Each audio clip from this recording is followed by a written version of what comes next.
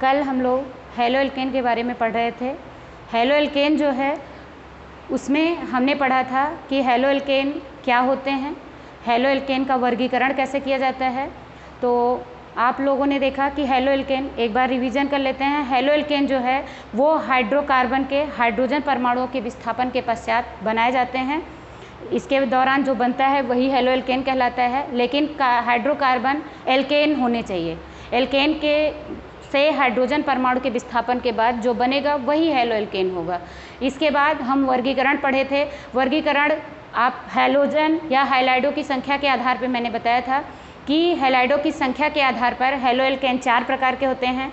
एक होता है मोनो हैलो एल्केन, एक होता है डाई हैलो एल्केन, एक होता है ट्राई हैलो एल्केन और एक पॉली हैलो एल्केन। ये कल के टॉपिक में आपको बताया गया था। मैंने बताया कि हैलाइडों की संख्या यदि 1 है तो मोनो हैलो एल्केन में रख देंगे, यदि हैलाइडों की संख्या 2 है तो उसे डाई हैलो एल्केन में रखेंगे, यदि हैलाइडों की संख्या 3 है उसे ट्राई, और 3 से अधिक हैं तो उसे पॉली हैलो एल्केन में रख दिया जाएगा। इसके बाद मोनो हैलो एल्केन को मैंने बताया था कि मोनो हैलो एल्केन को कार्बन की प्रकृति के आधार पर, या कार्बन एक होता है प्राथमिक कार्बन, एक होता है द्वितीयक कार्बन, एक होता है तृतीयक कार्बन। तो इसके आधार पर मोनो हैलो एल्केन को 3 भागों में बांटा गया है। प्राइमरी हैलो एल्केन, नेक्स्ट होता है secondary halo alkane, next tertiary halo alkane. Mono halo alkane को कितने, मोनो हैलो एल्केन का मतलब है हैलाइडों की संख्या सिर्फ कितनी जुड़ी होनी चाहिए, 1 हैलाइड जुड़े होने चाहिए। फ्लोरीन भी हो सकते हैं, क्लोरीन भी हो सकते हैं, ब्रोमीन भी हो सकते हैं और आयोडीन भी हो सकते हैं। इसमें कितने हैलाइड जुड़ने चाहिए, सिर्फ 1 हैलाइड जुड़े होंगे तो उसे क्या कहेंगे, मोनो हैलो एल्केन कहेंगे। इसमें मोनो हैलो एल्केन में कितने भागों में बांटा गया, 3 भागों में। एक होता है प्राइमरी हैलो एल्केन, दूसरा होता है सेकेंडरी हैलो एल्केन, तीसरा होता है टर्सरी हैलो एल्केन। प्राथमिक या प्राइमरी हैलो एल्केन में आप जान लीजिए कार्बन जो होगा वो प्राथमिक कार्बन होंगे। ये कैसे पहचानेंगे, जैसे कोई कार्बन है उसमें कार्बन में से जिस कार्बन से हैलाइड जुड़े हों उस कार्बन पर हाइड्रोजन की संख्या 2 होगी और एक एल्केन जुड़ा होगा। कोई भी एल्किल समूह जुड़ जाए और 2 हाइड्रोजन कार्बन से जुड़े होंगे और उसी कार्बन से हैलाइड जुड़ा होगा तो इसे हम क्या कहेंगे, प्राइमरी हैलो एल्केन। जैसे CH3 CH2 Cl, इसमें आप देख रहे होंगे ये एक एल्किल समूह हो गया। यहाँ ये कार्बन हाइड्रोजन की संख्या कितनी है, 2 है, ये क्लोरीन हो गए। तो यहाँ पे क्लोरीन 1 जुड़े हैं तो इसे मोनो हैलो एल्केन में चला जाएगा। ये प्राथमिक कार्बन है, प्राथमिक कार्बन होने के कारण ये प्राइमरी हैलो एल्केन के अंतर्गत आएगा। नेक्स्ट आप सेकेंडरी की बात करें तो सेकेंडरी में पहचानने के लिए जिस कार्बन से हैलाइड जुड़े हों उस कार्बन पर हाइड्रोजन की संख्या ओनली 1 होगी। इसके बाद उसमें कितने एल्किल समूह, 2 एल्किल समूह जुड़े होंगे। इसे आप क्या नाम देंगे, सेकेंडरी हैलो एल्केन कहेंगे। जैसे CH3 CH CH3 और Cl, ये किस में आएगा, सेकेंडरी हैलो एल्केन में। टर्सरी हैलो एल्केन की बात करें तो जिसमें हैलाइड तृतीयक कार्बन से जुड़े होते हैं, जिसमें हैलाइड किससे जुड़े हों, तृतीयक कार्बन से। इसका मतलब कार्बन से जो हैलाइड जिस कार्बन से जुड़ा है उस कार्बन पर हाइड्रोजन की संख्या 1 भी नहीं होगी। सभी किससे जुड़े होंगे, एल्किल समूह द्वारा, अर्थात 3 संयोजकताएं कार्बन की एल्किल समूह द्वारा और 1 हैलाइड द्वारा व्यवस्थित होंगी। उसे हम क्या कहेंगे टर्सरी हैलो एल्केन। नेक्स्ट हम ये बात करेंगे मोनो हैलो एल्केन को कितने भागों में बांटा गया, 3 भागों में। एक होता है प्राइमरी हैलो एल्केन, दूसरा होता है सेकेंडरी हैलो एल्केन, तीसरा होता है tertiary halo alkane. Primary halo alkane में कार्बन हैलाइड से जुड़े कार्बन पर हाइड्रोजन की संख्या 2 होगी, 1 एल्किल समूह होगा तो इसे हम प्राथमिक हैलो एल्केन कहेंगे या प्राइमरी हैलो एल्केन कहेंगे। नेक्स्ट सेकेंडरी की बात करेंगे तो हैलाइड से जुड़े कार्बन पर हाइड्रोजन की संख्या 1 होगी, बाकी 2 एल्किल समूह जुड़े होंगे, उसे हम क्या कहेंगे, सेकेंडरी हैलो एल्केन।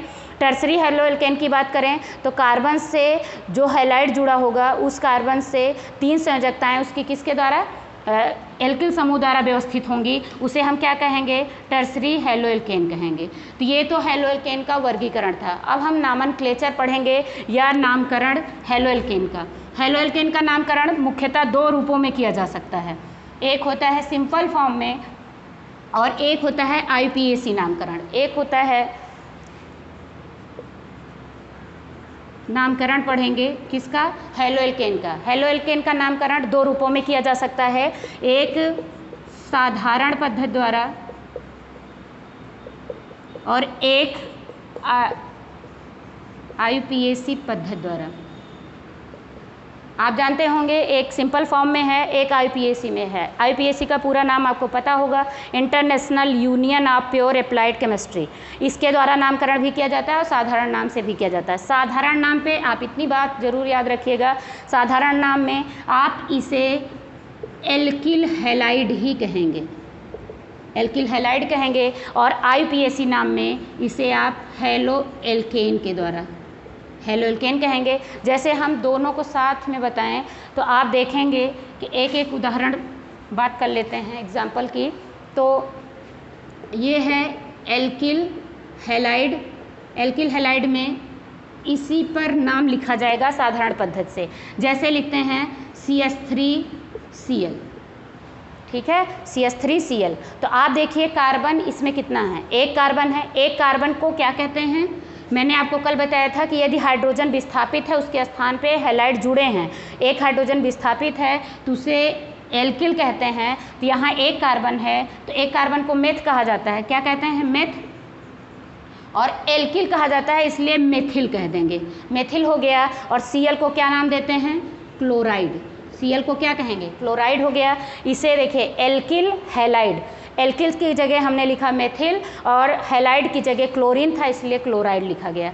नेक्स्ट जैसे C2H5Cl, इसका नाम आपको लिखना हो तो आप देख रहे हैं दो कार्बन है, दो कार्बन को एथ कहा जाता है और YL लगाएंगे तो एथिल हो जाएगा, एथिल हो गया। इसके बाद क्या लिखेंगे, क्लोराइड, ये हो गया। मान लीजिए कोई और देख लेते हैं, लिखा है C2H5Br, C2H5Br। यहाँ पर हैलाइड को मैंने चेंज किया है, हैलाइड चेंज हुआ तो ये एथिल ही है, क्योंकि C2H5 है तो एथिल ही है, इसी कारण इसे क्या कहेंगे, एथिल, और Br लगा है इसलिए नाम दे देंगे ब्रोमाइड। ये तो हो गया साधारण नामकरण, साधारण पद्धति से नामकरण करेंगे तो मोनो हैलो एल्केन का साधारण पद्धति से नामकरण करने पर उसे किस रूप में लिखते हैं, एल्किल हैलाइड के रूप में लिखते हैं। एल्किल हैलाइड के रूप में लिखने के कारण आप इसमें CH3Cl लिखा है तो एक कार्बन को मेथ कहा जाता है, मेथ में YL लगा देंगे क्योंकि एल्किल लिखना है हमको, तो ये मेथिल हो गया। Cl को क्या लिखेंगे, क्लोराइड हो गया। नेक्स्ट C2H5Cl है, C2H5Cl है तो इसे C2H5 को क्या नाम देंगे, एथिल, और Cl है इसलिए क्लोराइड हो गया। नेक्स्ट C2H5Br है, C2H5 को एथिल, क्योंकि C2H5 एथिल ही है और ये हैलाइड बदला है तो यहाँ जहाँ क्लोराइड था वहीं हम क्या कर देंगे, ब्रोमाइड। ये तो किस पद्धति से हुई, साधारण पद्धति से नामकरण। नेक्स्ट हम IUPAC पद्धति से देखेंगे तो IUPAC पद्धति से नामकरण लिखने के लिए इसे क्या लिखते हैं, हैलो एल्केन के रूप में। मतलब हैलाइड की चर्चा हम पहले करेंगे और मेथेन, एथेन, प्रोपेन की चर्चा हम बाद में करेंगे, उसे बाद में लिखेंगे, हैलाइड पहले लिखेंगे। जैसे वही चीज़ है CH3Br, ठीक है। अब इसका नाम हमको लिखना है लेकिन किस पद्धति से, IUPAC पद्धति से। तो हम इसमें एल्किल या मेथिल ना लिख के हम पहले हैलाइड को लिख, क्योंकि हैलो एल्केन के रूप में लिख, हैलो मतलब जो हैलाइड होंगे उनके नाम पहले लिखे जाएंगे। इसका मतलब Br है तो क्या लिखेंगे, ब्रोमो, क्या लिखेंगे, ब्रोमो। CH3 को क्या लिखेंगे, मेथेन, ब्रोमो मेथेन, क्योंकि एक कार्बन है मेथेन होगा। नेक्स्ट आप लिखेंगे C2H5Cl, C2H5Cl, इसका नामकरण करेंगे तो आप देखेंगे कि ये Cl है और Cl को क्या लिखेंगे, क्लोरो, दो कार्बन है इसीलिए एथेन, क्लोरोएथेन हो जाएगा।